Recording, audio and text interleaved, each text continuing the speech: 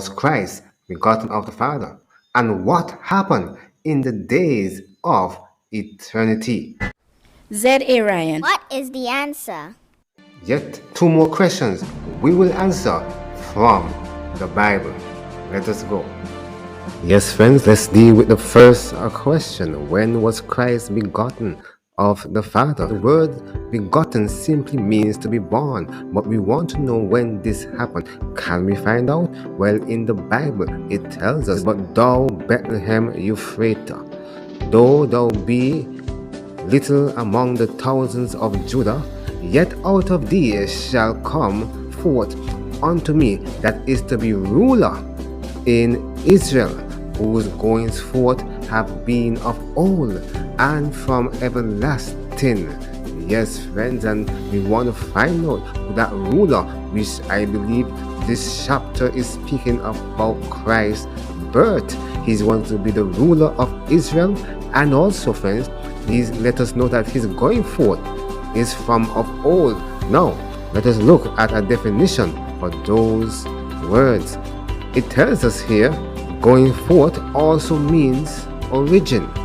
This is coming from the Hebrew wording and meaning. And so, friends, it says Jesus was brought forth in the days of antiquity. That simply means in ancient past, or from everlasting. That means the days of eternity. Oh yes, friends, and so going forth from the days of old, from everlasting, as we can say, is simply boils down to the fact that Jesus was brought forth. A good question to be asked is, what happened in the days of eternity? Let us find out from the scriptures. Proverbs chapter 8 verses 22 to 30, and the Bible tells us here that the Lord possessed me in the beginning of his way, before his works of old. Verse 23 says, I was set up from everlasting, Christ says, from the beginning, or ever the world was. Let's look at verse 24. When there was no depths, he says, I was brought forth.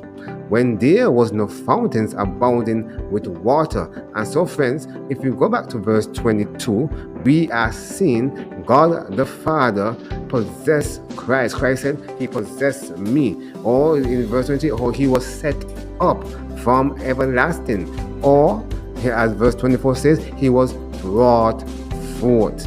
And verse 25 tells us, before the mountains were settled, before the hills was I brought forth. Christ said he was brought forth in the days of eternity, while as yet he had not made the earth, nor the fields, nor the highest part of the dust of the world.